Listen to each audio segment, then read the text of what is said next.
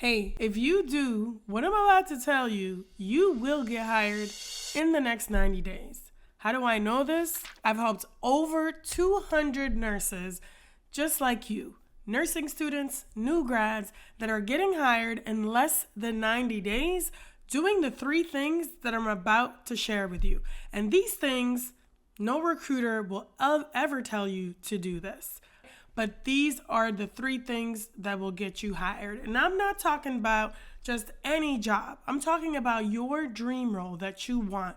I've helped nurses get into the ICU, the emergency department, NICU, L&D, psych, highly competitive areas that recruiters will tell you that you need experience for, which is not true because my nurses are getting hired at some of the top and best hospitals in the nation. I'm talking about Stanford, NYU, Johns Hopkins. And if you want to get hired as well and get hired faster, watch this video. It's for you, and watch until the end.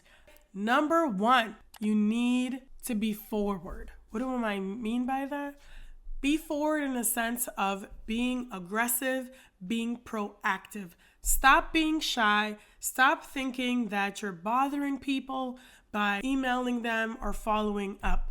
You have to be confident, you have to be proactive, and you have to be aggressive, meaning go after what you want. This can be in the communication, in the way that you engage on LinkedIn, the conversations that you're having. You have to be more forward.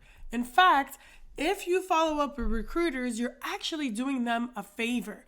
They are extremely busy, overwhelmed, so many applications to look through. So if you just happen to directly fall into their inbox, DM them on LinkedIn, or give them a call, you're doing them a favor because you're just literally presenting yourself as the ideal candidate. And all they have to do is just get you to the interview stage and give you the opportunity to interview. I'm going to give you a quick tip on what one of my clients did, Sonia. She actually worked in a hospital and had access to everyone in that hospital. She was a PCT, but she was too afraid to go up to the ICU nurse manager. She didn't work on that unit. However, what I did is I instructed her to walk over to that unit, introduce herself to the nurse manager, and say that she was graduating very soon as a new nurse and that she wanted to work in their ICU. I told her to do that. She didn't listen to me at first. She actually took about a week or 2. I kept pushing her to do it. She did it, and then that landed her an ICU fellowship in a Neuro ICU. So, because she took action, she was bold, forward, and more aggressive, she was able to secure that interview and land her dream role in the ICU. Number 2, you need to keep reaching out in the way of emails and making phone calls and DMing every single week. Savannah, I basically told her just pick up the phone, do your research, whether you have to go on LinkedIn and search emergency department managers in your area, in your city, and reach out to them. How do you do that? You pick up the phone, you hit 0, you call the hospital, that will get you to the operator, and then you say, hey, can you please transfer me to the emergency department or to the ICU or to L&D, mother baby, pediatrics? I would like to speak to the manager. But you have to be very firm in the way that you're speaking. Don't sound hesitant. Don't sound shy, and don't sound like you're asking them a question like, hello, can I speak to the manager? No, that's not how we're asking. When you are on the phone, you're going to be very affirmative and bold and say, hi, my name is Farah. I'm calling to speak to the nurse manager in the emergency department. Can you please transfer me? Assertive, just like that. And that is what will get you hired. That type of energy. And you need to do this consistently every single week. Yes, you can apply to positions, submit your resume, but being proactive by connecting with hiring managers and recruiters is exactly what's going to get you hired, and you need to do this every single week. And I know you're probably thinking, isn't that a little bit overboard? And I'm like, well, do you want to get hired? Because people that are bold are the ones that will get the position, the ones that are confident and communicate their worth and go after what they want. And that's what all of my clients know to do. I teach that framework. I have a bold framework that I teach them. And if you want to learn more about this, you need to join my next free webinar. My webinar is every single week on Thursdays at 1 p.m. Eastern. And in this webinar, I don't hold back. I tell you everything you need to know so that you can get hired. And people like Josephine, who have attended my free webinar, literally after having come to my webinar, I spoke to her on the phone, gave her one piece of advice. She implemented the advice away, made a phone call to a nurse manager that she had access to, and she got an offer. She got an offer in labor and delivery, and the fellowship wasn't even posted. She didn't even apply, and the position was not even posted. The way she got the offer was picking up the phone, making the introduction, and building her case of why she should be that labor and delivery nurse. And she was a brand new nurse. And this was in New York City. That is the power of reaching out, being bold, being proactive, and making the ask. I will see you in the next webinar. The link is below. Please subscribe to this YouTube channel so you don't miss any more information. And sign up for the webinar now, because once spots get filled up, that's it. So sign up now and secure your space at newnursejob.com. Let's get into number 3, which is the most important thing.